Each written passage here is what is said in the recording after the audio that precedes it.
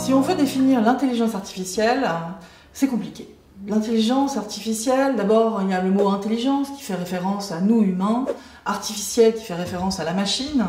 Donc l'utilisation des deux apporte une espèce de confusion autour de l'objectif réel. Bon, il s'agit en fait de systèmes informatiques auxquels on va donner des capacités de simulation, d'imitation de certaines de nos capacités humaines. C'est ça qu'on recherche. C'est ce domaine des technologies autour de l'IA qu'on essaie d'expliquer de façon simple. Mais c'est pas simple.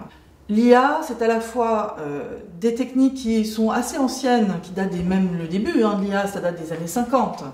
Donc les premières techniques en fait d'intelligence artificielle sont des techniques qu'on appelle des systèmes experts. Ce sont les humains qui créent des règles informatiques pour traiter un certain nombre de problèmes.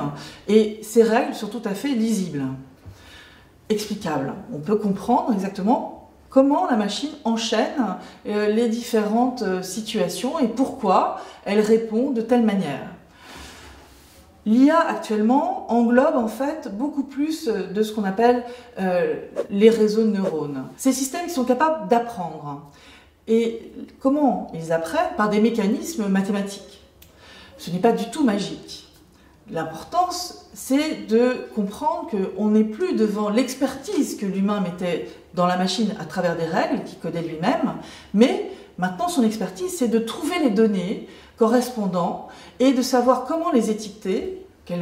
Si je veux reconnaître un chat d'un chien, quelles sont les images correspondant au chien, quelles sont les images correspondant au chat, et je crée un modèle d'apprentissage avec des algorithmes qui me permet ensuite de reconnaître devant une image s'il s'agit d'un chat ou d'un chien. Mais c'est en aucun cas un système qui comprend ce que c'est qu'un chat ou un chien. Jamais il saura que le chat griffe ou que le chien aboie, etc.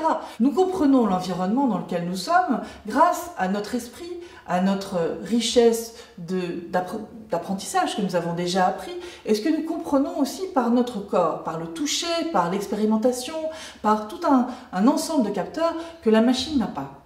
Donc il y a une grande différence entre ce que nous simulons sur une machine, même s'il s'agit d'imiter avec des réseaux de neurones qui sont une pâle imitation de ce que fait notre cerveau, et ce que nous faisons nous, qui est une complexité extrême. Nous avons des capacités d'adaptation énormes que la machine n'a pas du tout. C'est cette coopération entre nos deux intelligences qui est, à mon avis, le vrai sujet de demain. Cette technologie ne doit pas nous faire peur. Elle n'est qu'une technologie. Pourquoi humaniser les machines ? Ce sujet-là est un sujet non pas philosophique, mais un sujet qui nous touche tous. Que voulons-nous faire demain à travers des machines qui nous simuleraient, qui sont des pâles copies, qui sont très très loin de l'humain finalement, mais qui laisseraient à tricher, qui seraient en fait un espèce de mensonge, une fake empathie, une fake conversation. Donc il faut les laisser à leur niveau. Par contre, de l'autre côté, toutes ces technologies d'IA, capables de diagnostiquer, capables de comprendre les défauts de nos stéréotypes dans la société, des stéréotypes de genre, de race, capables d'aller évaluer des situations, sont des outils extrêmement positifs pour demain arriver à gérer les inégalités dans la société, les dépenses d'énergie pour rien, la souveraineté numérique même, qui est un vrai sujet. Qui décide en ce moment des systèmes que l'on voit? Est-ce que c'est Facebook ou Google, ou est-ce que c'est un gouvernement au-dessus qui réfléchit à des transitions numériques en prenant en compte les risques éthiques? Pour l'instant, c'est là-dessus qu'il faut travailler. Nous avons à la fois une forte puissance pouvoir de changer notre quotidien en mieux, en comprenant mieux l'écologie, en ayant des acteurs plus forts sur l'éducation, en étant plus forts sur le partage des ressources pour tout le monde, pour les bienfaits de l'humain. Et en même temps, nous avons tout un tas de gadgets qui arrivent pour des marchés qui ne sont pas du tout régulés pour l'instant et qui nécessitent qu'on s'en occupe.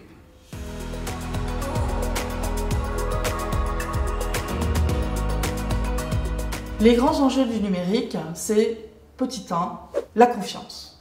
La confiance des citoyens envers les acteurs du numérique, les acteurs de l'IA, qui, maintenant, en tout cas en Europe, vont prendre en compte l'éthique, les usages les répercussions que peuvent avoir ces différentes technologies et les utiliser de plus en plus pour vérifier, valider ce que l'on fait sur la société en général, que ce soit sur l'éducation, l'écologie et tout un tas de domaines pour lesquels on a besoin en fait de comprendre quels sont les gâchis actuels, quelles sont les injustices actuelles. Ces aspects seront la troisième voie de l'IA. On a vu les grands acteurs au monde, l'Asie, la Chine, développer une certaine façon d'utiliser ces outils avec un pilotage extrêmement dirigiste, on va dire. Donc là, la liberté est totalement sous contrôle de l'État. Nous avons travaillé en Europe sur la RGPD, sur la façon de réguler nos données, l'anonymisation de nos données, notre vie privée. C'est une grande chance. Cette chance doit être poursuivie. L'Europe va continuer à essayer de trouver des règles qui permettent de sauver nos libertés, de préserver notre intégrité et en même temps de comprendre qu'il est essentiel dans la société de travailler à un niveau de commun. Et ces réflexions, nous devons les mener tous ensemble pour qu'il y ait cette volonté de comprendre à chaque fois les risques, de les anticiper, de travailler sur ce qu'on appelle l'éthique by design.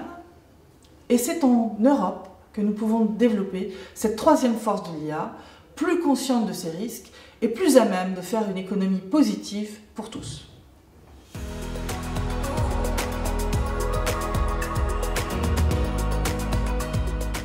Les grands industriels français sont aussi des acteurs qui ont compris que l'intelligence artificielle et le numérique étaient une force, la force de demain à développer.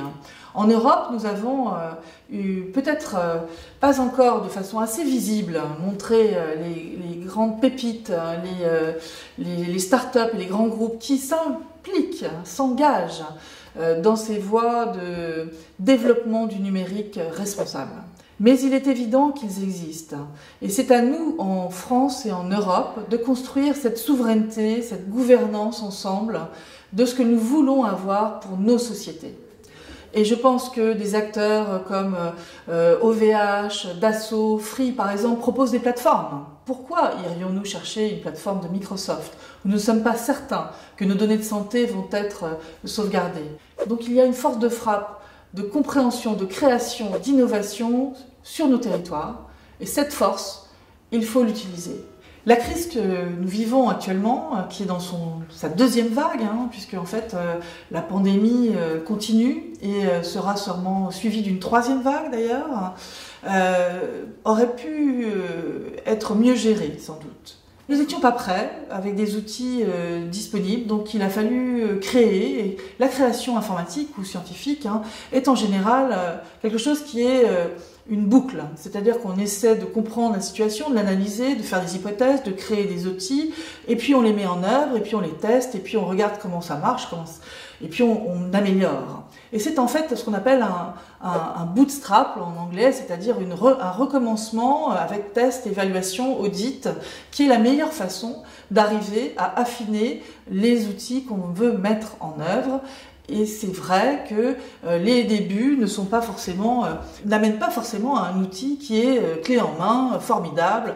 Et la facilité à laquelle nous ont habitués les géants du net de nous donner des objets ergonomiques, faciles à utiliser, séduisants pour tout cela, nous empêche de comprendre que derrière, pour arriver à faire cet objet séduisant, il y a énormément de puissance d'ingénieurs, d'ergonomie, de psychologues, capables d'appréhender comment nous réagissons vis-à-vis de la machine pour nous la simplifier au maximum et nous la rendre tout à fait séduisante.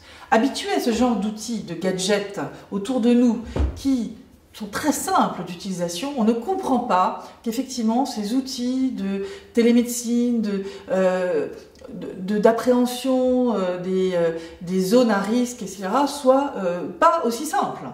Eh bien, on vous leurre lorsqu'on vous dit que ceci est simple.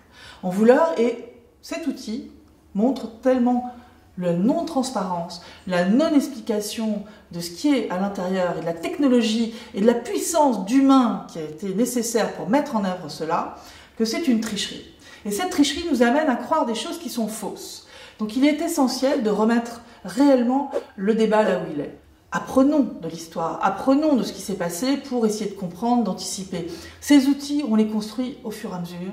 Il faut les expérimenter, il ne faut pas en avoir peur, ils ne sont pas magiques. Mais il faut comprendre qu'il y a nécessité d'un certain nombre d'essais-erreurs pour arriver à des outils réellement utiles, objectivement, pour la société.